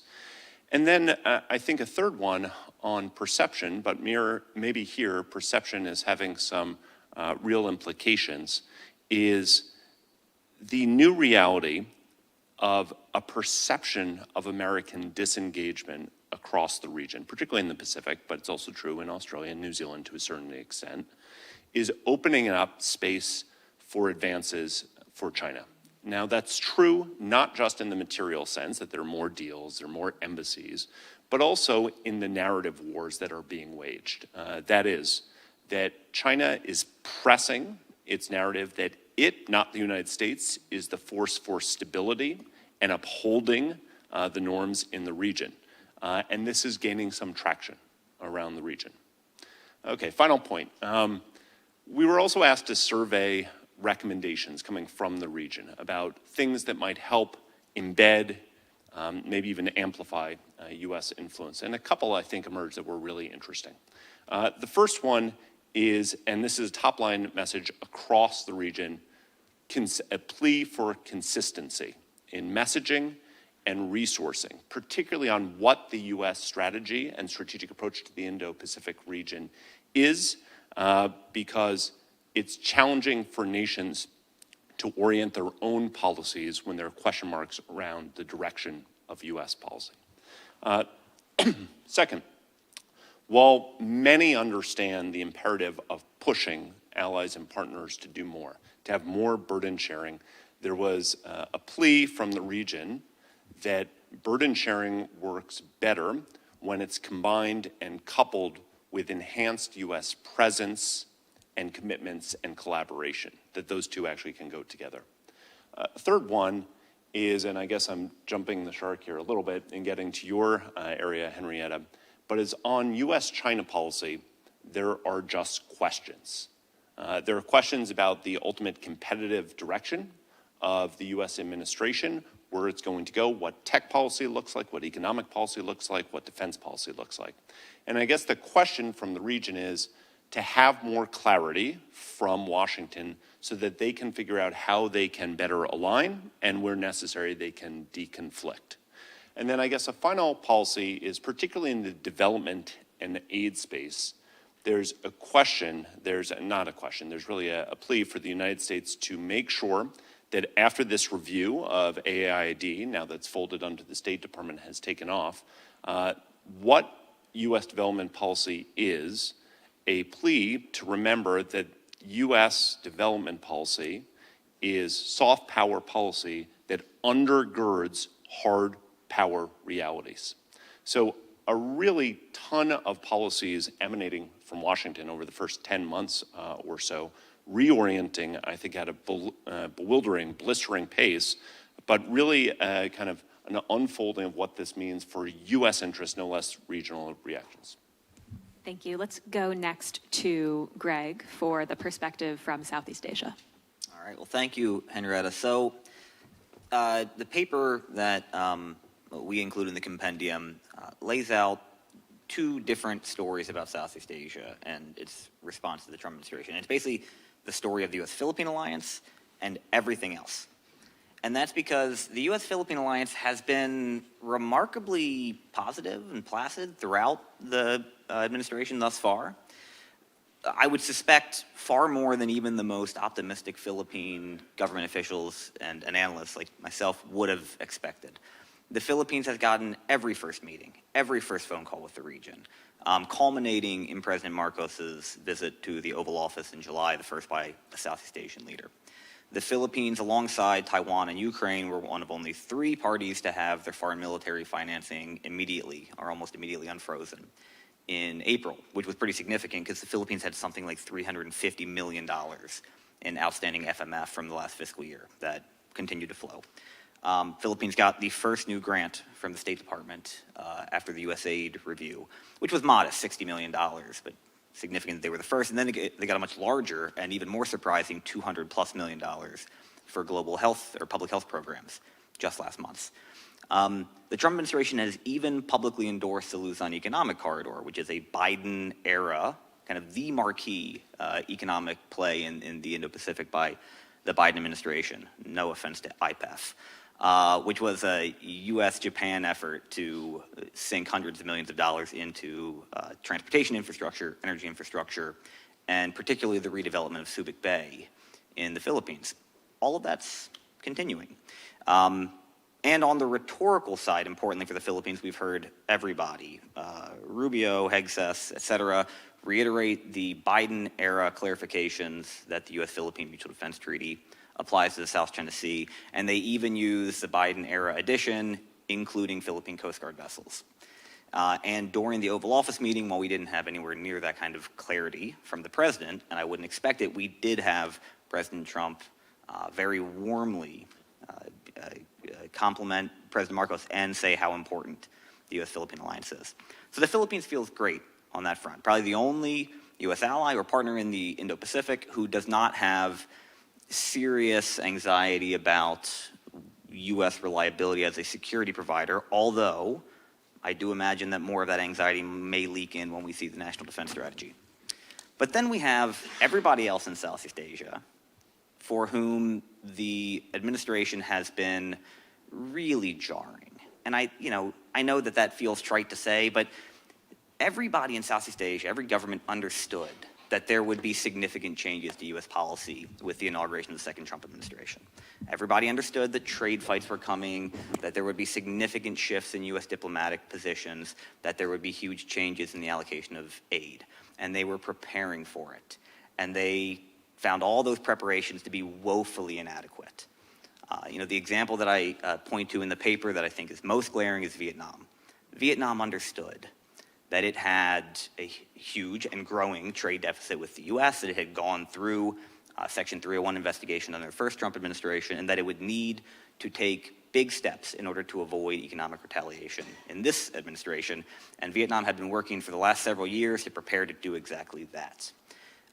It also believed that as a now comprehensive strategic partner, elevated under the Biden administration, and as probably the second most like-minded when it comes to China after the Philippines in the region, that the importance of Vietnam and U.S.-China strategy would help stabilize the relationship and provide some ballast to navigate the economic relationship. So much so that just before the elections here last year, 2 of the largest papers in Vietnam conducted reader polls asking if you could, would you vote for Harris or Trump? And Trump won 75 to 80% of the vote among those Vietnamese readers, all of whom thought that Trump would be the tough on China guy and therefore very supportive of Vietnam. And now I think behind closed doors, one of the more frequent words you hear in Vietnam is betrayal. the idea that on Liberation Day, Vietnam was hit with, at that point, I think the 4th highest tariff rate in the world. But after Lesotho at 50%, 4 of the 5, the next 4 in order, were all Southeast Asian states: Cambodia, Vietnam, Laos, and Myanmar. And that, seemingly there was very little room to negotiate down to what they had hoped for, which is 10%, worst 15%. It seemed pretty quickly decided that nope, everybody in Southeast Asia is going to settle at best somewhere in 17, 18, 20%.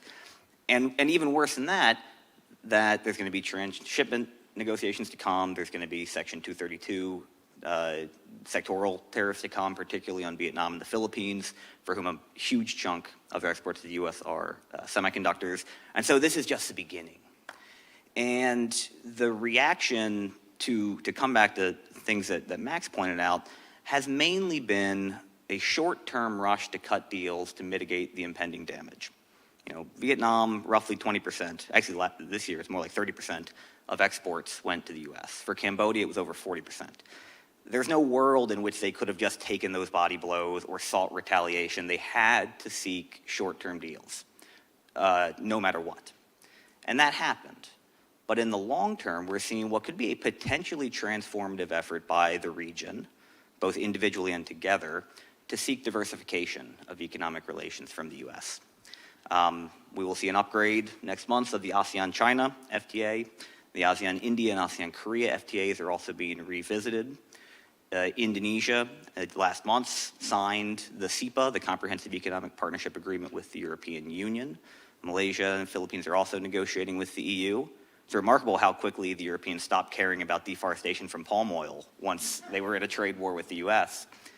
The Gulf is the other big play. We've seen Indonesia and Malaysia negotiating trade agreements with the GCC, the Philippines with the UAE. The Indonesians have also signed a trade deal with the Eurasian Economic Union run by the Russians, which should worry Washington more than it does. But it's basically an everything but the U.S. and China play. And for an administration that in its first term had some remarkable success in convincing Southeast Asian partners that over-reliance on China was inherently dangerous, in 10 months, the administration has been able to convince most Southeast Asian governments that over-reliance on the U.S. is equally dangerous, if for different reasons. And so whatever happens during this administration and after, I don't think there's going to be any returning to the idea that the U.S. as an anchor market for your exports is a sound or reasonable strategy for any government in Southeast Asia, which I would just end by pointing out is, and for the next 20 years will continue to be, the fastest growing big economic bloc in the world, far faster than China. This was not the best time to convince that global economic engine that they should be trading more with Europe and the Gulf and less with the U.S. Thank you. Thank you very much. So I'll just offer a couple quick thoughts on how China is looking at all of this, and then we'll get into a discussion. At risk of stating the obvious, Beijing is pretty thrilled to see these new strains on U.S. alliances and partnerships around the world. Traditionally, a rare area of agreement in how Washington and Beijing looked at the world was that the U.S. alliance network, especially in Asia, served as a core foundation of American strength and enduring power in the world. And so China has always been trying to split, weaken these relationships as the U.S. tries to strengthen them. And in some ways, I think China feels that they have been handed easy wins by certain U.S. policies that are raising questions about the credibility of U.S. alliance commitments, even though, to Greg's point, the administration has been, in its rhetoric, very clear that those alliance commitments stand. Of course, we should never underestimate Beijing's ability to get in its own way nonetheless.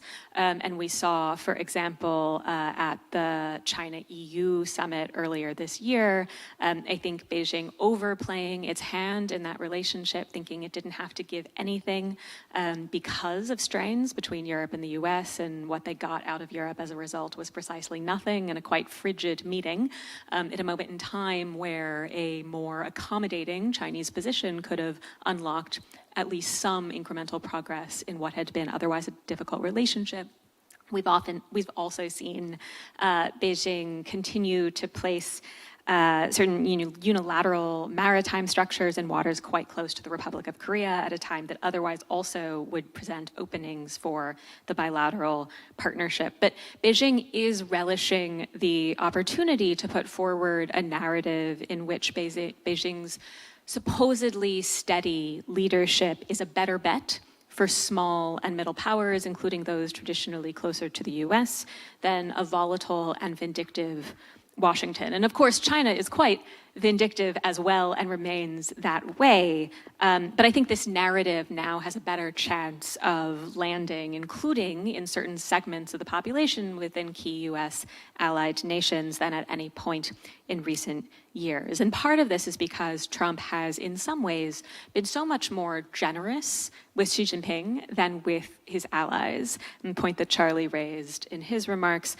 when it comes to and of course, Washington has taken some very aggressive actions toward China, but it's also made serious policy concessions, including when it comes to Taiwan policy, when it comes to restrictions on high-end technology. And I think Trump also often seems more interested in building a deep relationship with Xi Jinping, his counterpart in China, than his counterparts in certain allied nations. And I think this puts further strain on some of these alliances we've been discussing for two reasons. Of course, I think it's hard for allies to stomach adversaries getting better treatment than allies and friends. And of course, there is a risk of creating a problematic incentive structure where retaliation is rewarded more so than engagement. But secondly, of course, allies, I think especially in the Indo-Pacific, do fear the possibility of a grand bargain between the US and China that could potentially sell out allied interests in a time of so much change. So I'll stop there and let's get into discussion. We have received a few excellent questions, and as a reminder, feel free to continue submitting comments, questions through the QR code up on the screen. So the first two questions are directed to Sid and Christy, so maybe I'll pose the two together and then turn it over to you two. The first is from Jonas Wendell with the Swedish Embassy, and he asks, what importance does India's closer relationship with Russia and China have for Japan and for the Korean Peninsula? And secondly, Ryan with CNAS asks how the new political leadership in both South Korea and Japan could potentially undermine trilateral cooperation with the United States. Let's start with Sid and then go out to Christy.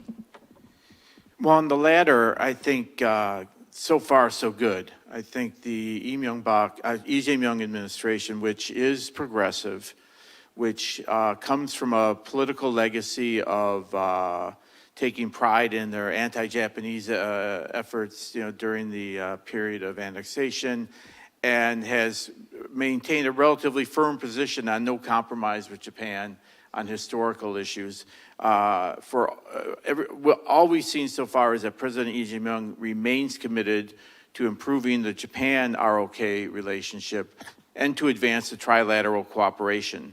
And on the other side, there's been nothing in the trilateral arena that President Trump has indicated any interest in tapping the brakes on. So I feel somewhat positive in terms of the prospects for that trilateral cooperation. The vulnerability might be if once he starts to sit and make this relationship with Xi Jinping and China pursues the goal of trying to isolate and break our alliances with Seoul and Tokyo, that might, particularly portraying it as aimed at China in an area where the United States should back off, that the president might be sympathetic to those types of pleas from China. But for now, I'm pretty confident. Christy?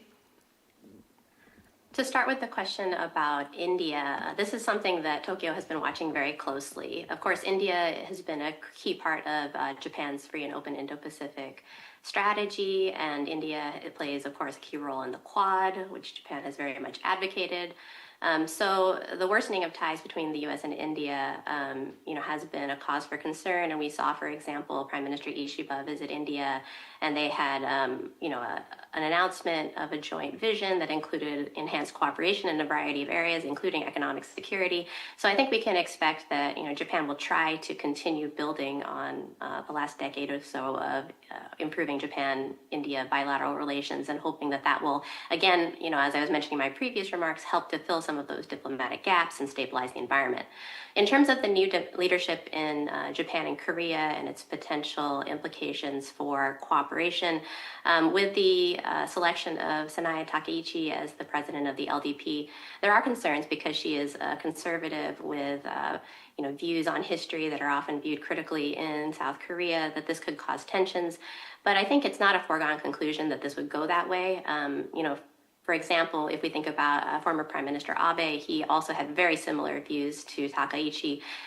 But because he had such credibility as a conservative within Japan, he often did not feel the need to act on them and mostly stayed away from controversial items like visiting the Yasukuni Shrine. So Takaichi has already been moderating her positions in the lead up to the LDP presidential election. And so we'll just have to see what she does. It'll be a tricky balancing act for her, but she's certainly aware of the consequences of her actions as the likely next prime minister. Thank you. And our next question is from Bill Hatterman with Catholic University. He asks, how grave is the risk that in the current confusion, China decides to move now in a more aggressive way? And I might direct that question to Greg, because I think there are really important implications for this in the South China Sea and how Beijing is thinking about its tolerance for risk and the likelihood that the U.S. will come through on its stated and implied commitments, not just to its alliances, but to freedom of navigation, international law, these longstanding principles that have served as the basis of the South China Sea environment. I'm not as nervous as I was at the beginning of the administration, mostly because I think the declaratory policy has been clear. It's been effectively unchanged from the Biden administration. Partially that's because there are almost no Asia hands in political appointee levels in the government, so the people writing the speeches are the same people who wrote them for Biden administration staff.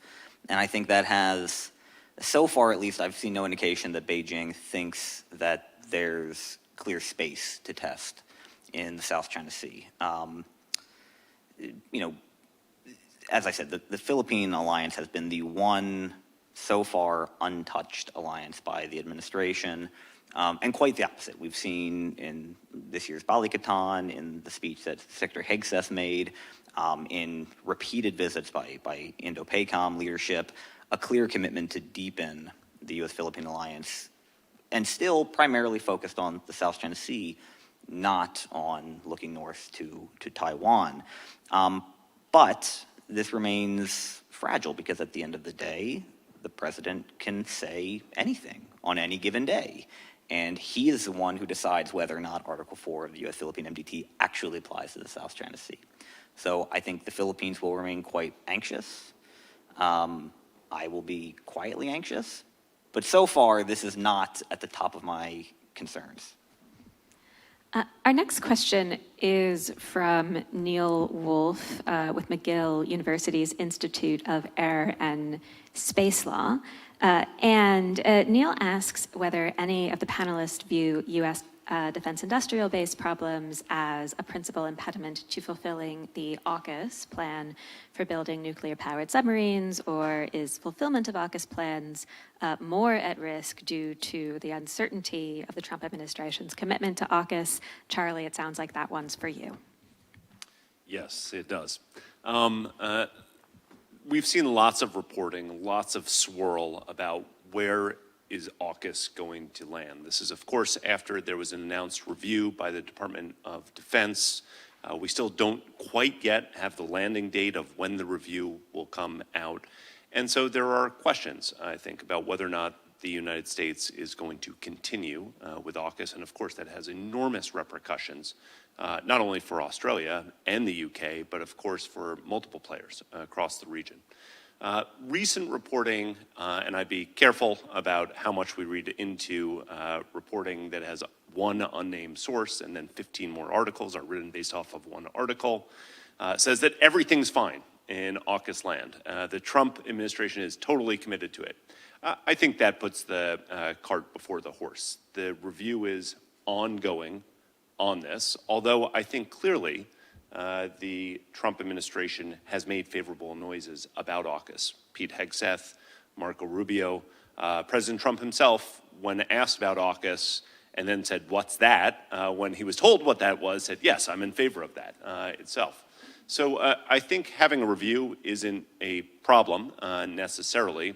The question is, how are they going to reimagine AUKUS? Because as successful as AUKUS might be in conception, it hasn't yet yielded anything. So I'm not too necessarily worried about where that lands, although it's October 6th. Prime Minister Albanese is coming to Washington on October 20th. You bet they're going to discuss it when they're in the Oval, and you bet President Trump will have been briefed on this beforehand. So that meeting is consequential, and Trump has been very clear, very consistent, that what was sufficient in the past is no longer sufficient for present circumstances. So he will clearly be looking about what else and what new Australia is willing to commit to its larger defense spending. One addition, because this was a larger question, I think, about the defense industrial base. I've said over and over again, the report we released on AUKUS recently is AUKUS, the collaboration between Australia, the UK, and the US, not only on submarines, but advanced and emerging technologies. There's really only one question at the core of AUKUS. It's whether or not you see it as additive or subtractive to US interests. If it's subtractive, if we're selling submarines and we can't replace them, there's no reason in the world why the United States should undertake this. If it's additive, if it brings more assets online, if it brings more maintenance facilities so we can get the more than 25 submarines we have out of the water currently because they're undergoing maintenance into the water quickly, and it adds to deterrent capabilities, there's no reason in the world why we shouldn't pursue this.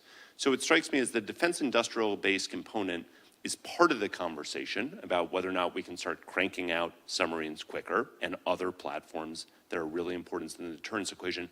But so too are other elements of this question, including maintenance for existing platforms that we have. Thank you. Our next question is from Monica Gorzalanska, formerly with USAID. You pronounced it perfectly. Let's hope. And her question is, what do we think about the Chinese Global Governance Initiative just announced a few weeks ago? I may take this one myself. I do think it's quite significant that President Xi chose to announce a fourth global initiative, the Global Governance Initiative, during the Shanghai Cooperation Organization Summit in Tianjin at the beginning of the month. I think that it has been clear for quite a long time that China intends to build a new world order, a new regional order centered increasingly on Beijing, more friendly to China's authoritarian system of governance that increasingly marginalizes the leadership of the United States and its allies. But I do think it's significant that China's increasingly saying that out loud, to actually announce something called a Global Governance Initiative and to do it at SCO, which has been a core part of the architecture of this alternative world order. It shows an incredible confidence. It shows that China believes that either their vision of world order is so attractive to the region and the broader world that they would, of course, receive support for this kind of leadership, this reshaping of the world, increasingly to orbit Beijing, or they feel sufficiently powerful that the world can't do anything about it. And so I think this does speak in a very interesting way to how China's viewing their own role and their own rise within the region. The fact that this was announced at SCO rather than at, for example, a United Nations meeting or a more inclusive platform, it also shows the degree to which, firstly, China imagines its vision for global governance and also its vision for competition with the United States as running primarily through its region, through its near abroad, what it calls its periphery in a somewhat condescending fashion. But it also shows its commitment to really elevating these alternative institutions of international order. The Global Governance Initiative itself, the paper that went along with it talks about the importance of UN institutions, but it wasn't announced at the UN, it was announced at the SCO, and that does tell us a lot about China's intentions.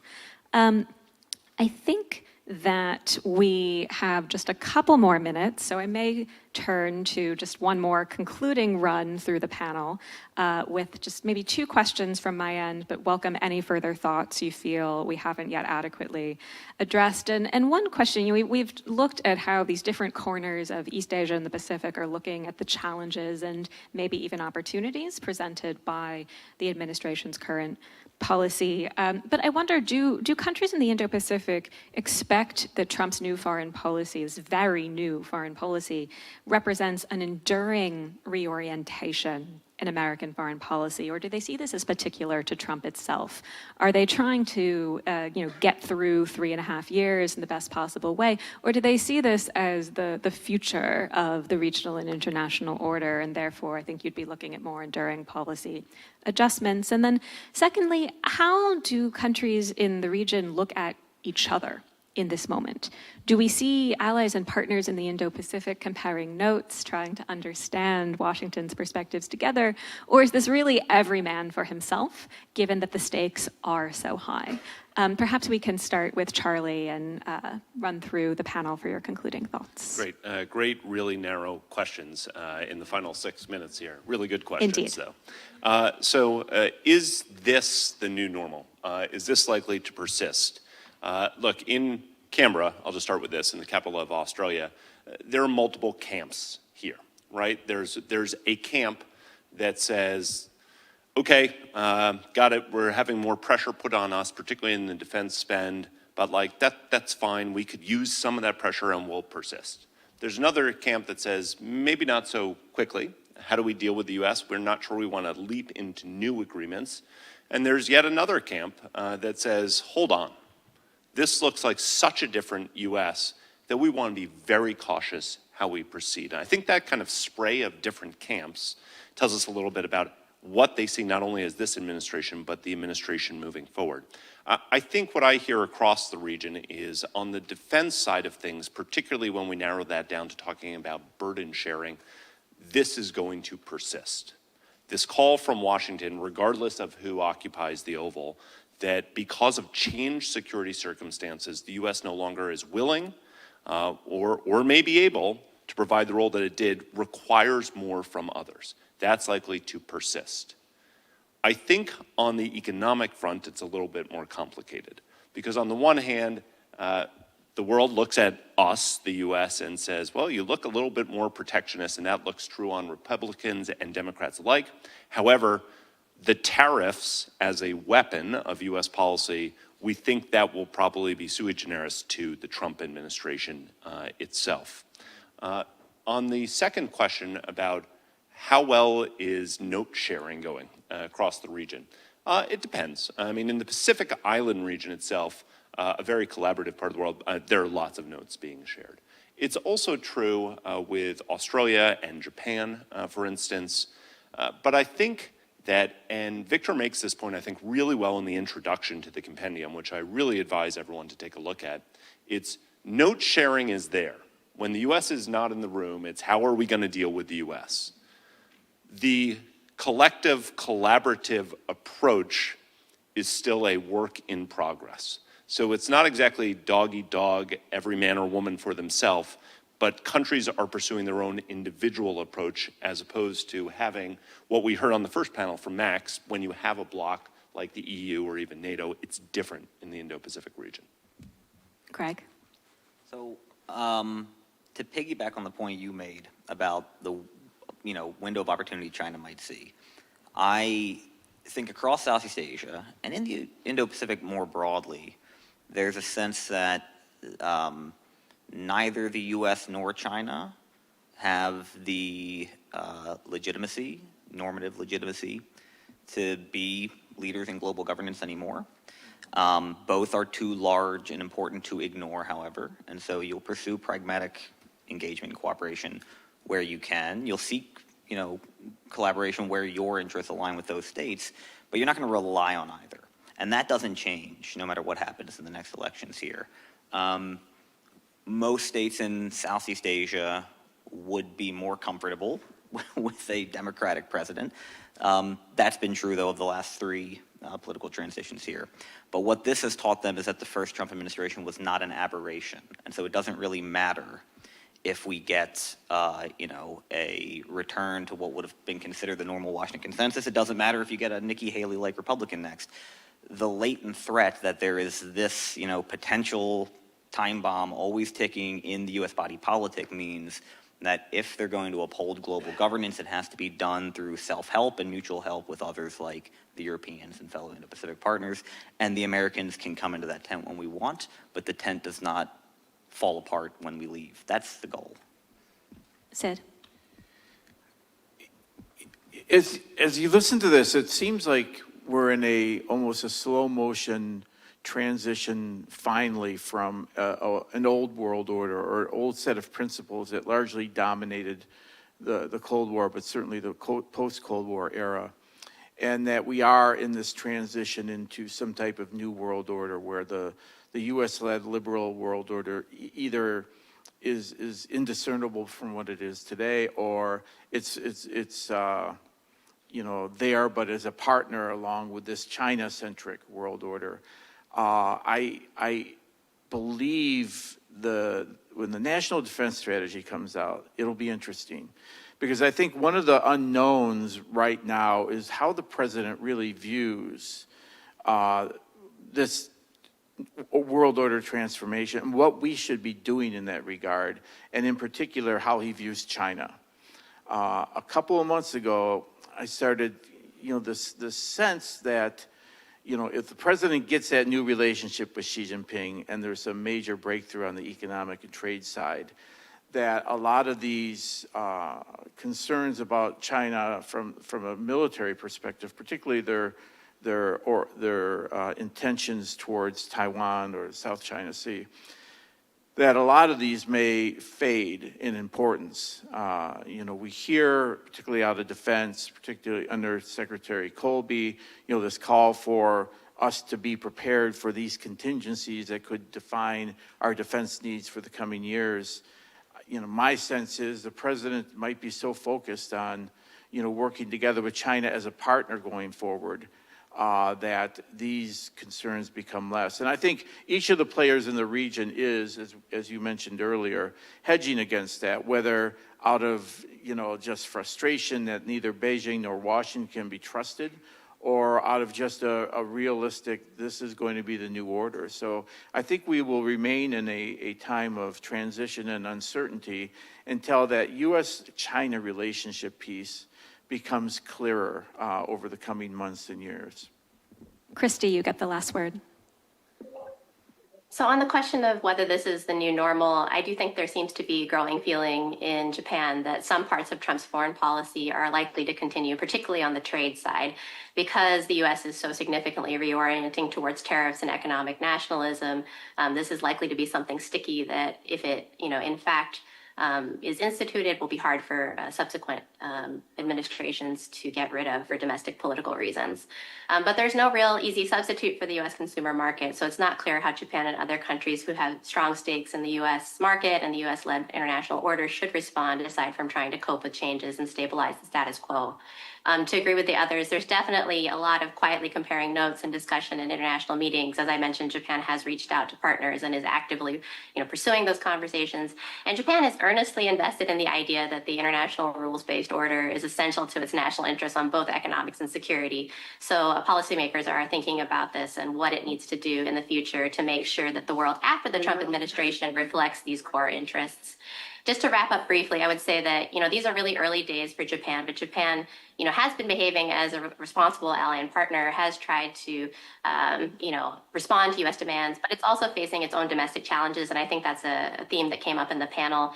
So I think from the Japan side, they're hoping that, it's possible to cooperate without lessening domestic economic imperatives, derail cooperation. They're hoping that the U.S. will offer productive paths towards cooperation, for example, on economic security, which was a key pillar during the last administration, but hasn't really been discussed at all. And also that the U.S., could be aware of the increasing fluidity and instability in its political environment in Japan and exercise flexibility. So if we think about Trump's first term, Trump displayed awareness of then Prime Minister Abe's domestic political challenges, even publicly commenting that he would wait after a Japanese election to press Abe on bilateral trade negotiations. So demonstrating the same kind of sensitivity during this administration would help to ensure that Japanese leaders can actually build support at home to enable them to respond to U.S. demands and ensure better outcomes for all involved. Thank you so much. As a reminder, to learn more about how U.S. allies and partners across the Indo-Pacific and around the world are responding to the Trump administration's foreign policy, you can read the full compendium that today's speaker's input is included in. It's called Navigating Disruption, Ally and Partner Responses to U.S. Foreign Policy. It's available on the CSIS website. Before we close out, I've also been asked to plug some podcasts because we have a few podcast hosts up here as well. So the Geopolitics and Foreign Policy Department at CSIS is a great podcast called State of Play. It features different CSIS experts every 2 weeks talking about what's in the news, hosted by Will Todman, our Chief of Staff. It's called State of Play. Greg Poling hosts a great podcast called Southeast Asia Radio. Victor Cha hosts a wonderful podcast on the Korean Peninsula, on which Sid is a frequent guest, called The Impossible State. And last but definitely not least, I host a podcast called Pekingology on the Communist Party of China and how it actually works. So please download, subscribe wherever you get your podcasts. And just a final expression of extreme gratitude for all of our speakers, for the GFP staff and interns and our streaming staff and our broadcasting team that made today's event happen. So perhaps a final round of applause for everyone.